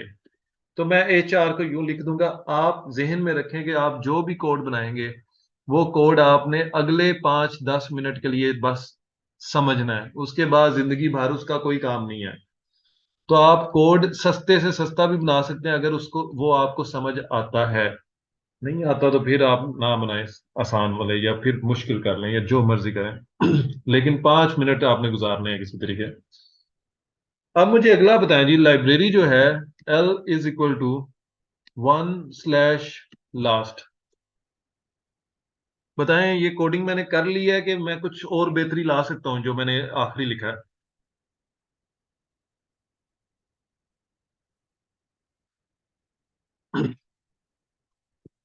1/लास्ट ये लिखा हो। ये लिखा जा सकता है अगर आपको सना इस तरह याद रहता है कि HR से पहले आना है, लेकिन इमिडिएटली जेन में रखना है आपने, तो वो चलेगा। अच्छा, यहाँ पे उसने लिखा है library can neither be first nor be last. तो यहाँ पे इज इक्वल टू मैंने गलती से डाल दिया इसको, नॉट इक्वल टू मैं यहाँ पे, ये जी नॉट इक्वल टू, ठीक है। हाँ, अब सनी ने यहाँ पे अच्छी बात की है। सनी ने कहा कि आप 1/लास्ट लिखने की बजाय, चूंकि पता है कि टोटल 7 है, तो 1/7 कर दें, that is more appropriate and very very good. अगला आप खुद बना लेंगे, मॉस्क इज इक्वल टू 1/7। आखिरी क्लब इज इक्वल टू क्या होना चाहिए जी? अब आप लोगों का इम्तिहान है, आखिरी कोड आप बनाएंगे, club is equal to what? समझें और बताएं जल्दी जल्दी।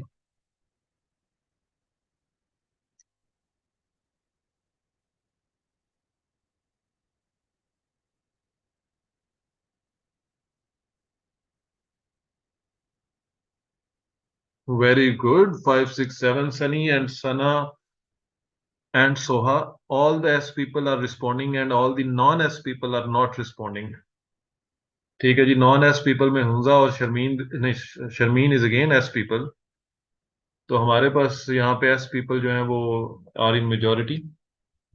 5/6/7। तो ये आपके कोड्स बन गए। इस कोड्स को मैं सबको डिलीट कर रहा हूँ, सारी चीजों को, और कोड मैं दोबारा सिर्फ कोड यहाँ पे लिख दूंगा। Foreign office is equal to 1/2/3 HR।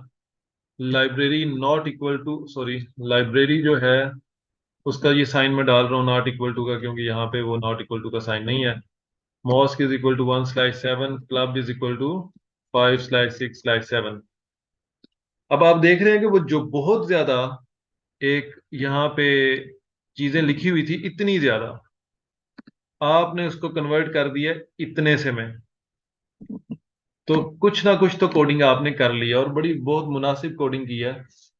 अब इस कोड का क्या फायदा है कि इसको देख के आपको सारी सिचुएशन समझ आ चुकी है कि फॉरेन ऑफिस पहले 3 में होना चाहिए, HR से फॉरेन पहले आना चाहिए, लाइब्रेरी पहली या सातवीं नहीं हो सकती, मॉस्क पहला सातवां होगा, क्लब आखिरी 3 में होगा। ठीक है जी, वेल डन सो फार। एक क्वेश्चन हम करेंगे, बाकी क्वेश्चंस आप खुद करेंगे। पहला क्वेश्चन आमतौर पे यही होता है कि विच of the following is an acceptable order, और वो हम क्वेश्चन देख लेते हैं यहाँ पे। ये क्वेश्चन है जी, which of the following is an acceptable order in which he may tour. Acceptable order क्या होगा? जो हर शर्त पूरी करेगा। एक्सेप्टेबल तो वो तभी है ना, जैसे आप रिश्ता ढूंढने जाते हैं तो आप कहते हैं, या रिश्ता आपके जहन में होता है कि यार वो आप कहते हैं कि लड़का या लड़की जो है वो पढ़ी लिखी हो, अच्छे घराने से हो, और गोरा या गोरी हो, इस तरह कुछ आपके होते हैं, या फिर होता है डॉक्टर हो, या इस तरह के भी कुछ होता है। तो अगर कोई पढ़ी लिखी नहीं है तो, या पढ़ा लिखा नहीं है, तो आप कहते हैं नहीं ये तो कैंसिल हो गया। तो आप एक्सेप्ट कौन सा करते हैं? जिसमें वो तमाम शराइत होती हैं जो आपको चाहिए होती हैं। अब यहाँ पे भी वही आपने काम करना है कि आपने वो वाले को सिलेक्ट करना है जिसमें तमाम शराइत मौजूद हैं। तो सॉरी, ये, हाँ, अच्छा। अब आप देखेंगे। अच्छा जी, नोविश कह रही हैं आंसर इज ए, और हुंजा भी कह रहे हैं, कह रही हैं या कह रहे हैं। Hunza, like your name is Hunza और यूर फ्रॉम हुंजा। सनी कह रही हैं सी। चलें जी, मुसलमानों लगाओ तुके, मुझे ना पढ़ाने देना, आपने तुके लगाओ। सोहा सही कह रही है कि ए तो नहीं है। अच्छा खैर, अब जरा हौसला कर लें, अगर आपने कोडिंग सीख ही लिया तो कुछ मुझे भी बोलने दें। फॉरेन ऑफिस पहले 3 में होना चाहिए, पहला रूल आप पकड़ेंगे। नजर आ रहा है कि फॉरेन ऑफिस पहले तीन में होना चाहिए। ए में फॉरेन ऑफिस पहले तीन में है, गुड। बी में भी है, वेरी गुड। सी में भी है, डी में भी है, ई में आखिरी नंबर पे है। तो ई जो है आखिरी नहीं, पांचवें नंबर पे है, तो ई कट गया, एक तो गया। एच और आर को इकट्ठे होना चाहिए, पहले में एच और आर इकट्ठे नहीं है, डिलीट कर दें। एच और आर को इकट्ठे होना चाहिए, दूसरे में एच और आर इकट्ठे है, तीसरे में एच और आर इकट्ठे है, और इसमें भी एच और आर इकट्ठे नहीं है। अच्छा जी, बी और सी रह गए। लाइब्रेरी पहली और आखिरी नहीं हो सकती। सी में लाइब्रेरी पहली और आखिरी है, पहली या आखिरी है। अब बी को गौर से देख लेते हैं, बाकी तो सारी डिलीट हो चुकी हैं। और मजे की बात है, आप में से बी किसी ने नहीं कहा माशाल्लाह से। ओवर कॉन्फिडेंट हो गए शायद, सारों ने कहा कि कोडिंग आ गई है, अब तो हम आइंस्टाइन बनेंगे। तो आप ये देखें कि बी में हिल और रिवर अपनी जगह पे मौजूद हैं। फॉरेन ऑफिस तीसरे नंबर पे है पहले तीन में, यानी कि लाइब्रेरी पहले और सातवें पे नहीं है। क्लब आखिरी तीन में है। मॉस्क पहली या सातवीं है। लगी समझ? नहीं लगी तो भी बता दें, लग गई है तो भी बता दें।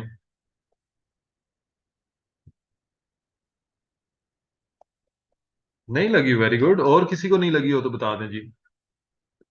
सोहा को लग गई है, बाकी हुंजा के अलावा किसी को?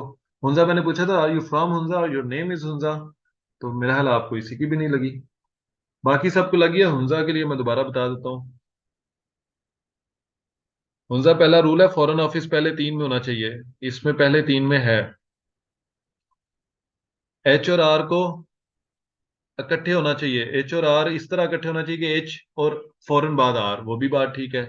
लाइब्रेरी पहली सातवीं नहीं हो सकती थी, तो लाइब्रेरी चौथे नंबर पे है। मॉस्क पहली और सातवीं होनी चाहिए, तो मॉस्क सातवें नंबर पे है। क्लब आखिरी तीन में होना चाहिए, तो क्लब छठे नंबर पे है, फाइव सिक्स सेवन में से। हुंजा, आपने कौन सा बोला था कि आपको सही लगता है, हम उसको गलत करके दिखाते हैं, फिर आपको थोड़ा सा आइडिया होगा। हुंजा ने कौन सा बोला था? हुंजा ने बोला था ए। तो ए में देखें, हिल और रिवर इकट्ठे नहीं है, तो ये तो इधर से ही गलत हो गया ना। ठीक है जी। अब लग गई। आई होप कि अब लग गई होगी। और अब हम आगे चलेंगे।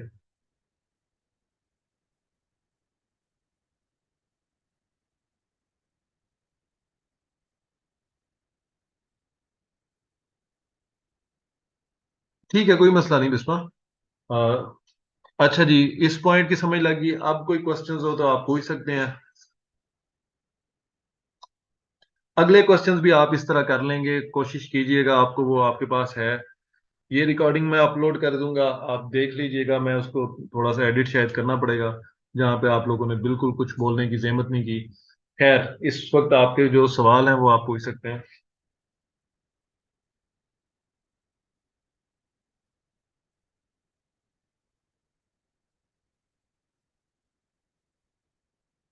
या अगर आप कहते हैं तो मैं आपको वो फेसबुक का पेज खोल के जो जो चीजें मैंने वहां पे शेयर की हुई हैं, वो बारी बारी आपको दिखा देता हूँ, ताकि आपको आइडिया हो जाए आपने क्या क्या पढ़ना है, सोर्सेज क्या कंसल्ट करने हैं। ये डेली नहीं होगा, ये आज का एक लेक्चर था फ्री वाला। और ये बता दें जी अब, फॉर द टाइम बिंग, अगर आप कहते हैं मैं फेसबुक पे ओपन करके आपको बारी बारी वो सारे प्रोसेस शो कर देता हूँ कि आपको सोर्सेज कहाँ से मिल सकते हैं। चलें जी, अगर आपने सोर्सेज देखने हैं, देखने हैं तो जी ठीक है। दो बंदों ने कह दिया, तीन सर कर दें, ठीक है। अच्छा, फिर ये 2 मिनट रह चुके हैं, ये वाला सेशन अभी एंड होगा, और दोबारा मैं लिंक शेयर करता हूँ ग्रुप में, आप दोबारा ज्वाइन कर लें, और फिर हम फेसबुक पे जा रहे हैं।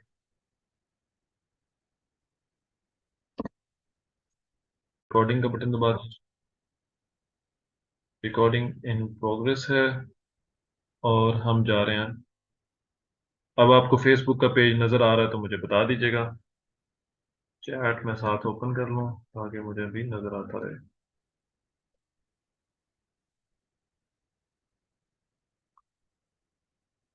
बता दें जी, नजर आ रहा है, विजिबल है, गुड। अच्छा, अब आप फेसबुक का, ये मैंने पेज खुद ही बनाया था एक दौर में, जब काफी लोगों ने कहा था कि बताएं कैसे तैयारी की, तो मैंने रिसोर्सिस भी उसी दौर में इकट्ठे किए। अब इस पेज पे आप एंड पे चले जाएं जरा। अ, वैसे तो ये बिल्कुल स्टार्ट में अगर आप देखेंगे तो ये मैंने पिन भी की हुई हैं। यहाँ पे best material for analytical share it with other student भी लिखा हुआ है। अच्छा खैर, ये मैंने आपको ऑलरेडी ग्रुप में शेयर कर दिया। ये एनालिटिकल वाला। अच्छा जी। उसके बाद अब आप नीचे चलते जाएं, इसका जो पहली वाली कुछ पोस्ट थी उस पे हम चले चलते हैं। इंटरनेट की बहुत ज्यादा स्पीड होने की वजह से हमें थोड़ा सा इंतजार करना पड़ेगा। काफी ज्यादा पोस्ट हो चुकी हैं यहाँ पे। अच्छा जी, ये स्कोर था मेरा लास्ट टेस्ट में, और अगेन इट वाज 89। खैर, नीचे चलते जाते हैं। आप वैसे अपनी फेसबुक पे भी साथ अगर आप यूज कर रहे हैं तो आप ओपन कर सकते हैं, वरना मैं आपको इधर से तो शो कर ही दूंगा।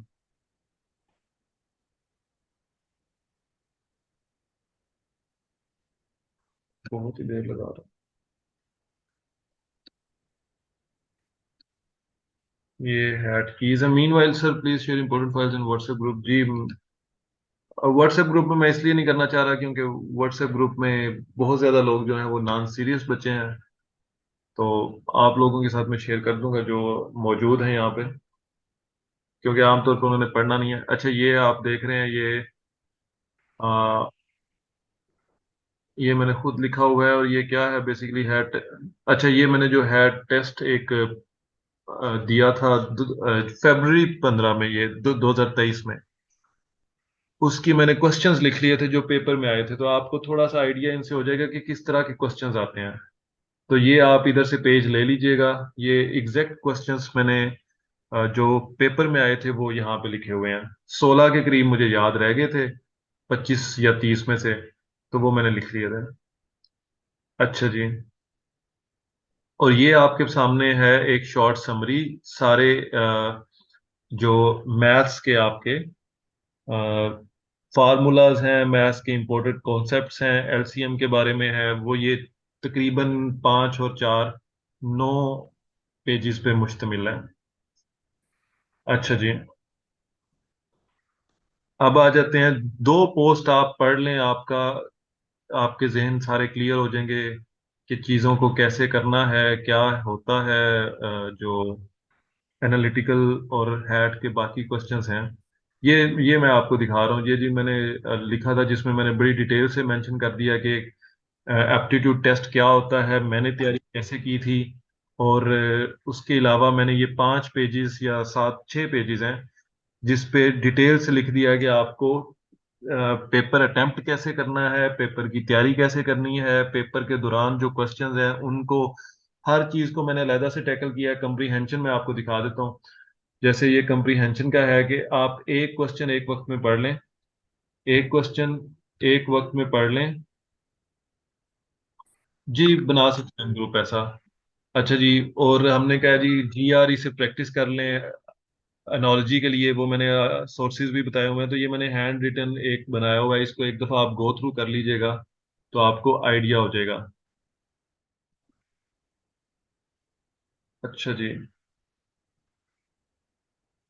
नेक्स्ट, अब ये 5 6 पेजेस हैं, इसकी डिटेल में मैं नहीं जा रहा, ये आप खुद भी सेल्फ एक्सप्लेनेटरी है, कोई इतना मसला नहीं है। हुआ तो मेरे से व्हाट्सएप पे पूछ लीजिएगा कि ये इस चीज की समझ नहीं आई या उस चीज की समझ नहीं आई।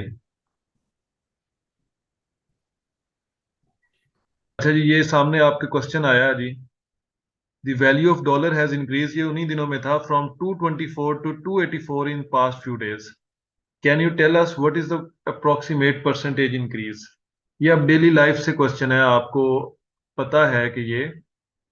अच्छा, दूसरा ये एक क्वेश्चन है जो कि गैट में हैट में आया था एचईसी के। और ये एक वाहिद क्वेश्चन है जो अभी तक मेरे से वहां पे बैठे हुए सही होने के बावजूद क्वेश्चन सॉल्व नहीं हुआ था। कुछ क्वेश्चन अक्सर एनालिटिकल के गलत भी हो जाते हैं उनसे, लेकिन ये क्वेश्चन ठीक था, लेकिन मैं सॉल्व नहीं कर सका था। ये आप सॉल्व करने की कोशिश कीजिएगा। Can you please solve other questions of phenology on page 44 very quick so that we can have a clear if possible. Sunny, I will try. अभी मैं ये कंप्लीट कर लूं जो हमने वेंचर स्टार्ट किया है, इसको खत्म कर लें। अच्छा जी, हम पहुंच चुके हैं वहां पे। अब सनी का है कि वो जो हम एनोलॉजी नहीं है, वो बेसिकली एनालिटिकल है। उनका कहना है कि वो जो एनालिटिकल का क्वेश्चन किया था शुरू हमने, वो खत्म सारे कर लें तो ज्यादा बेहतर हो जाएगा। अगर हमारे पास टाइम बचता है तो हम वो भी कर लेते हैं जी।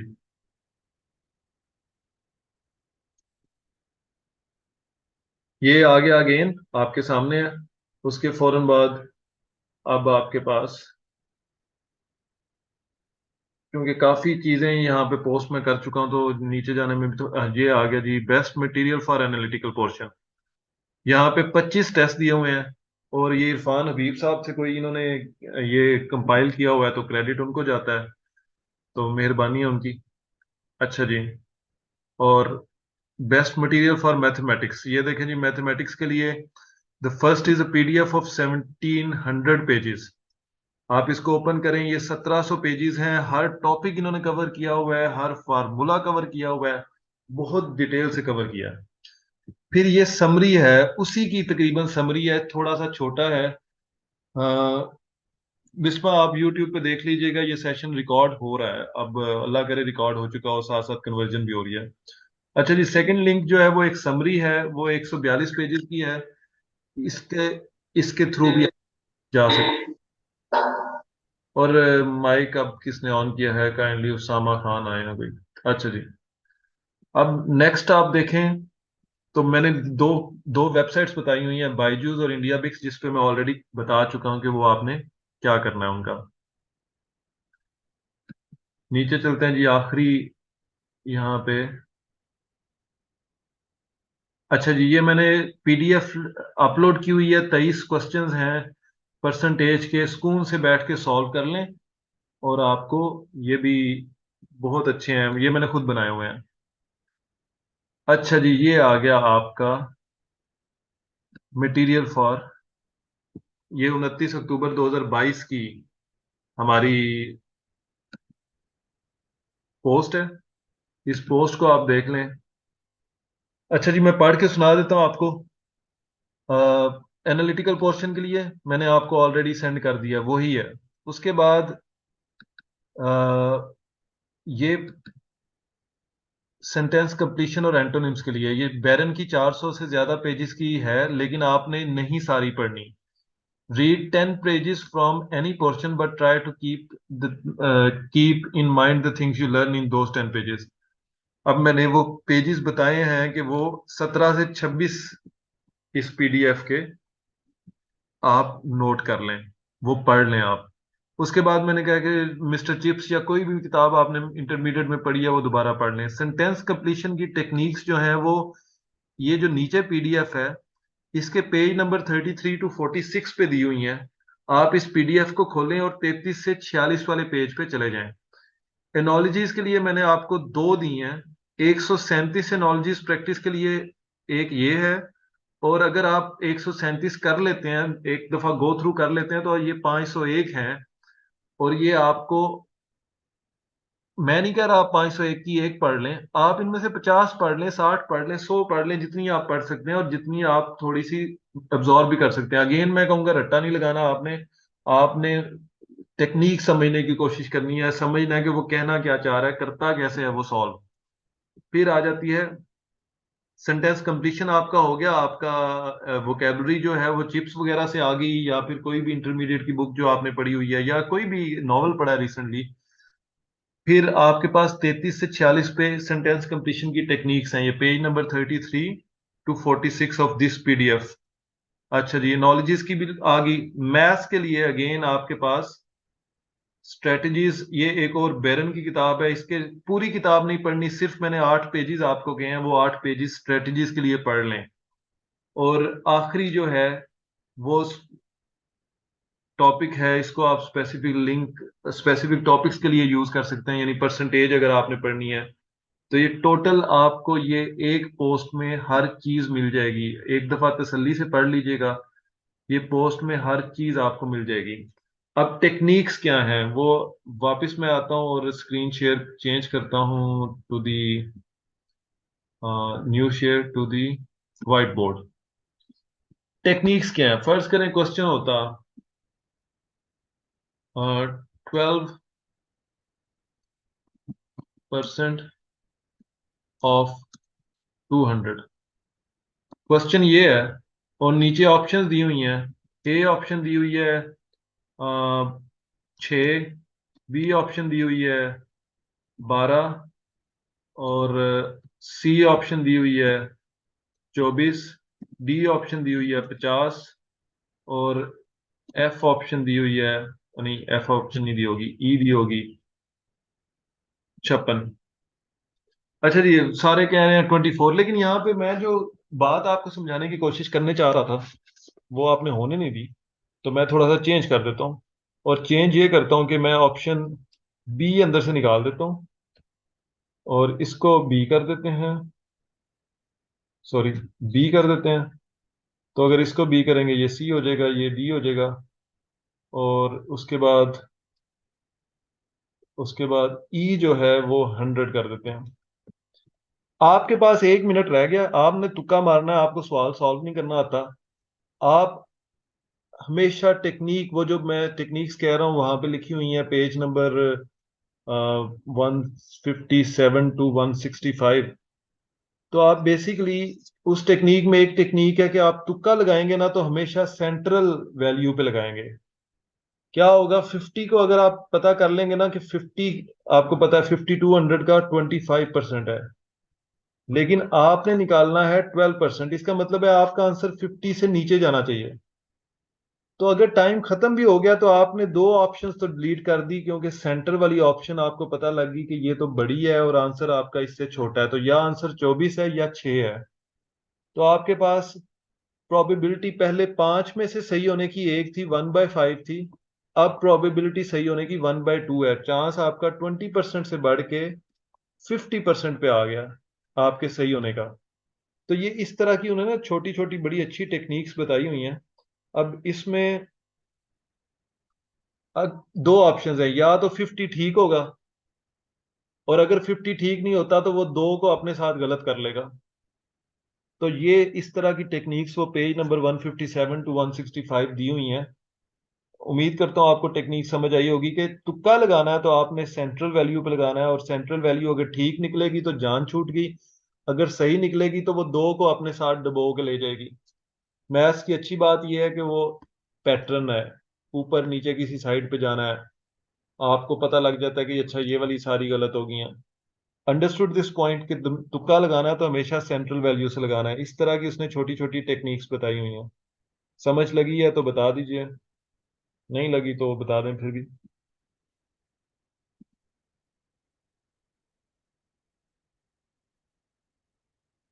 फोक्स, आपको कोई समझ लगी है?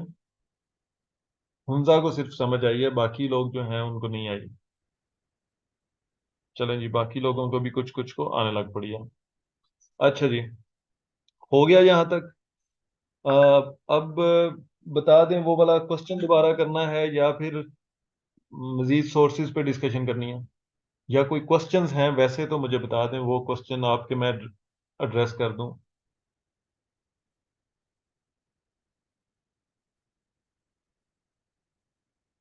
क्वेश्चन है तो बता दें, या फिर एनालिटिकल करना है तो मुझे उसमें से बता दें आप लोग।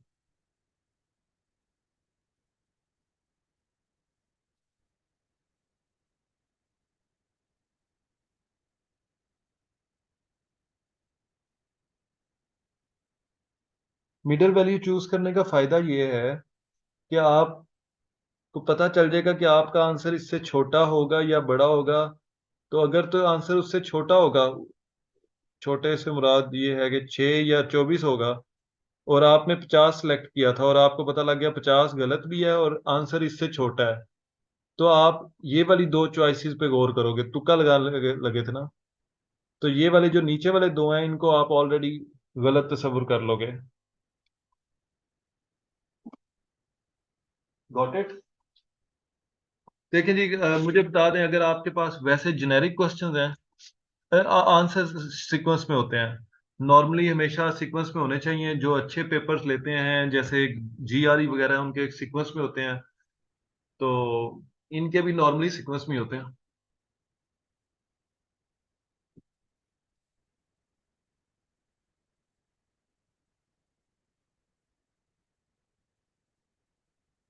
अच्छा जी, एनालिटिकल क्वेश्चन करने हैं या आपके वैसे कोई क्वेश्चन है, मुझे बता दें क्योंकि टाइम जो है वो इज रनिंग आउट।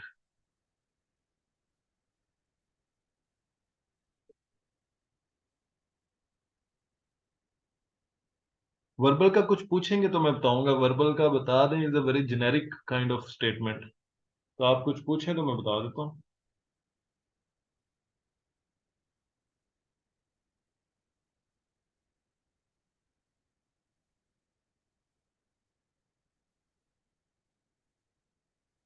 चले जी, हम फिर वही क्वेश्चन करने लगे हैं एनालिटिकल का, ताकि वोकेबलरी इंप्रूव करने का मैंने आपको बताया तो है मैंने। आप गजलें सुन रहे हैं तो गजलों को जरा गौर से सुन लें। उसके अलावा अगर आप देख रहे हैं, कोई मूवी देख रहे हैं, उसको थोड़ी सी तवज्जो से और तमीज से देखें। और अगर आप उसके अलावा अगर आप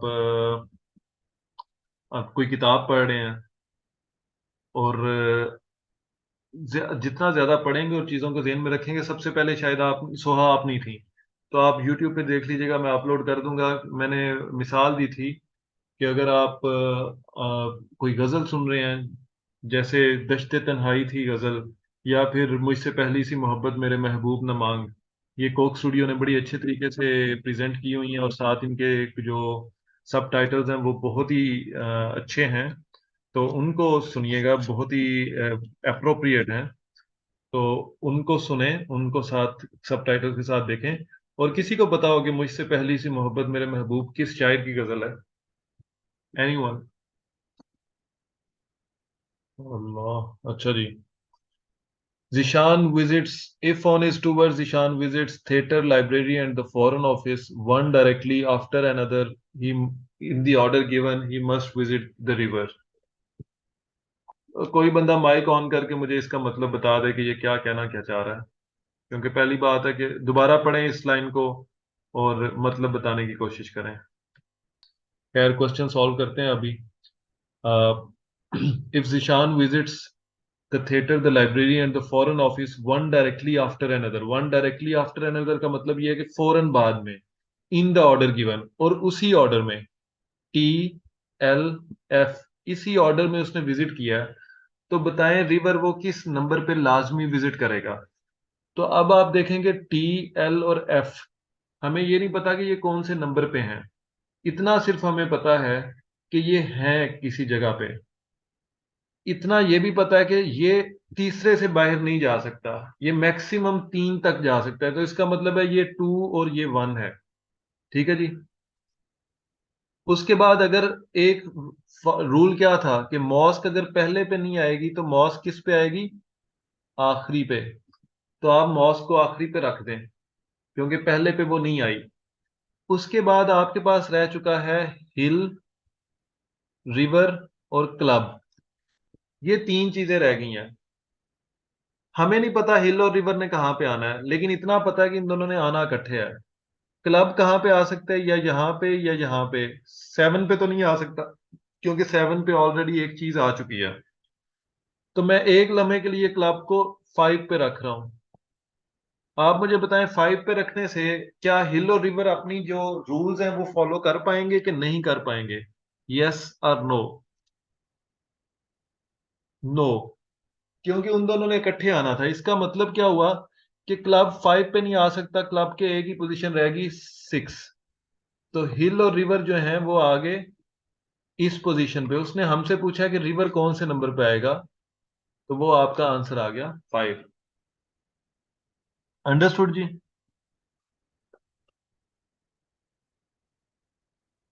अंडरस्टूड और नॉट अंडरस्टूड?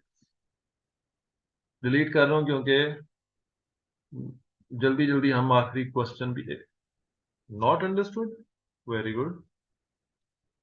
यहाँ पे फिर मुझे बताएं, मैंने अभी लिखा था कि क्लब दो जगह पे आ सकता है, क्लब या सिक्स पे आएगा या फाइव पे आएगा। सिक्स, सिक्स फाइव पे तो आप लोगों ने खुद कह दिया। एक नहीं, एक को नहीं समझ आई, कौन है? इसको नहीं समझ आई?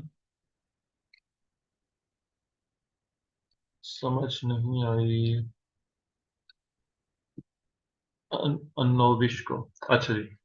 क्लब अगर पांचवें पे रखेंगे तो हिल और रिवर फिर कैसे आएंगे इस तरह? तो ये तो रूल ही नहीं है। रूल कहता है कि हिल और रिवर ने इकट्ठे आना है। तो इसलिए क्लब पांचवें पे तो नहीं आ सकता, क्लब सातवें पे भी नहीं आ सकता। क्लब की एक ही पोजीशन रहेगी, वो है छठी। तो हिल और रिवर पीछे फिर इस 2 पॉइंट पे आएंगे, तो पांचवें नंबर पे रिवर आएगा। ठीक हो गया जी। अब आखिरी क्वेश्चन देख लेते हैं, last question, and then we will just, यानी तीसरा क्वेश्चन देख लेते हैं और फिर सम अप कर देंगे। अच्छा जी।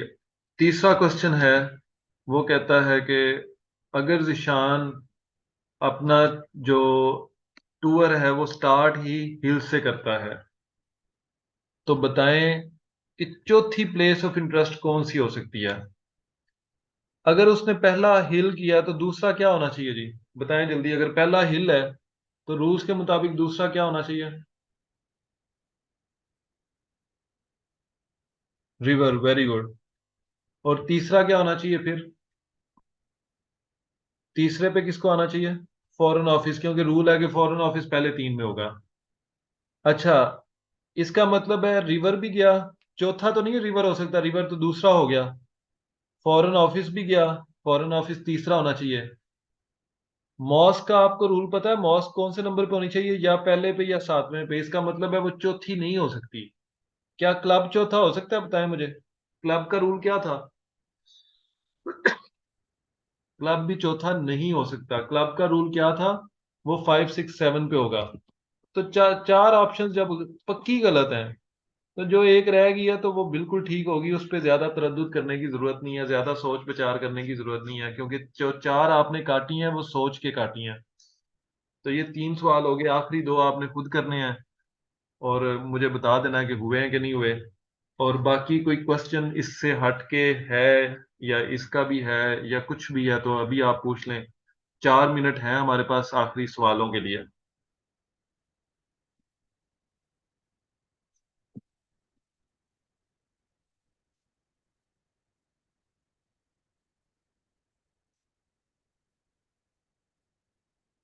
कोई क्वेश्चन नहीं है किसी का जी? बारी बारी बता दें, किसी का कोई क्वेश्चन नहीं है तो वी विल एंड अप। अगर क्वेश्चन है तो आप पूछ सकते हैं माइक ऑन करके या चैट पे। पास पेपर ना मिलते नहीं है। किसी की इंस्टीट्यूशनल मेमोरी है तो वो आपको बता सकता है। जैसे मैंने पेपर दे के आया था तो मैंने लिख लिए थे फटाफट। तो ऐसे ही मिल सकते हैं, इसके अलावा नहीं मिल सकते नॉर्मली। Next question. कोई सवाल नहीं, अनोविश का कोई सवाल नहीं है, बाकी तीन लोगों का।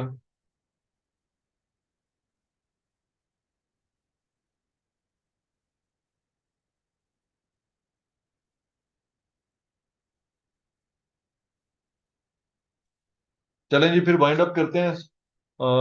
Thank you very much for coming, और उम्मीद करता हूँ कि थोड़ा सीरियस एटीट्यूड आप अपनाएंगे अपनी लाइफ में। और अच्छी बात है, अगर उसके पास पास्ट पेपर है उससे ले लीजिएगा। 37 पास पेपर बड़ी अच्छी खासी है, तो आप ले लीजिएगा। डेफिनेटली पे करके ही लेनी पड़ेगी। और ग्रुप में मुझे आप बता दीजिएगा कि आपको कुछ समझ लगी इस सेशन की। फीडबैक ज़रूर दे दीजिएगा। बाकी यूट्यूब पे I try to do what, I try to upload it, थोड़ी सी कटिंग करके, जहाँ पे आप लोग बहुत सीरियस थे वो वाली हिस्सा काट के। तो आई जस्ट अपलोड इट, तो आप लोग दोबारा इसको देख सकते हैं अगर कुछ चीज़ें फिलहाल नहीं समझ आई तो। जस्ट एंड करते हैं। अल्लाह निगहबान, अपना ख्याल रखिएगा और दुआओं में याद रखिएगा।